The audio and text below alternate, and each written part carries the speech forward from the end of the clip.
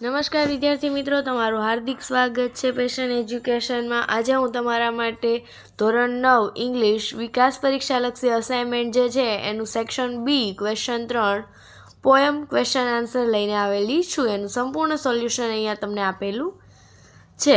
તો અહીંયા ક્વેશ્ચન છે કે read the stanza and answer the question, એટલે કે તમારે આ પોયમ છે એનો સ્ટાન્ઝા રીડ કરવાનો અને એના આધારે સવાલના જવાબ આપવાના છે।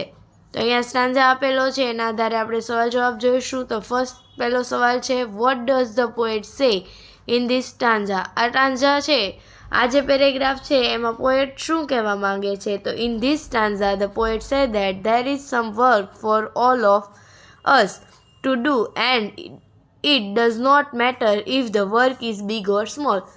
આ જે સ્ટાન્ઝા છે એમાં કવિ એવું કહેવા માંગે છે કે બધા જ માટે અહીંયા કામ છે, કયું કામ મોટું અને કોઈ કામ નાનું છે નહીં। We can't, second question, we can't all be captain, we were got to be crew. What does this line means? આ લાઇનનો મતલબ શું છે? તો this line means that all of us may not be get big work to do and that some of us may also have to do small work. આનો મતલબ એવો થાય છે કે અહીંયા જેટલા પણ કામ કરે છે એનો એવો મતલબ નથી કે બધા જ લોકો મોટું કામ કરે, કોઈને નાનું કામ પણ કરવું પડે છે।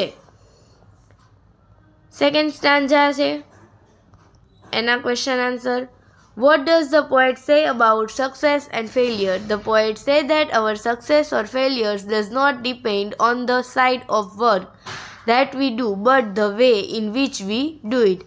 અહીંયા પોએટ એવું કહેવા માંગે છે કે સક્સેસ અને ફેલિયરનો મતલબ શું છે? તો કે it not depend on the સાઇઝમાં નથી કે કોઈ નાનું કામ કરે તો એ ફેલિયર કહેવાય, કોઈ મોટું કામ કરે તો એ સક્સેસફુલ કહેવાય। અહીંયા બધા જ સરખા છે, એને પોતાની સાઈડથી જોવાનું છે કે કયું કામ સક્સેસફુલ છે અને કયું કામ નથી।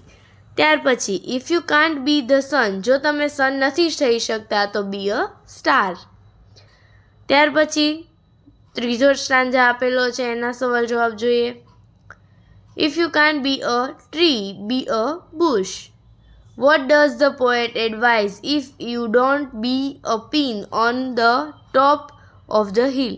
અહીંયા પોએટ શું એડવાઇઝ આપે છે કે જો તમે હિલ પરના પાઇન વૃક્ષ નથી બની શકતા તો તમે શું બનશો?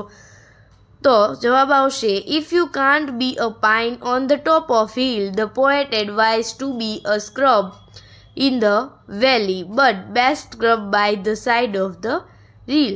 એટલે કે અહીંયા પોએટ એવું કહેવા માંગે છે તો તમે ખીણની કોઈ સ્ક્રબ્સ બનો। ત્યાર પછી fourth, what does the poet advise if you can't be a મુશીક?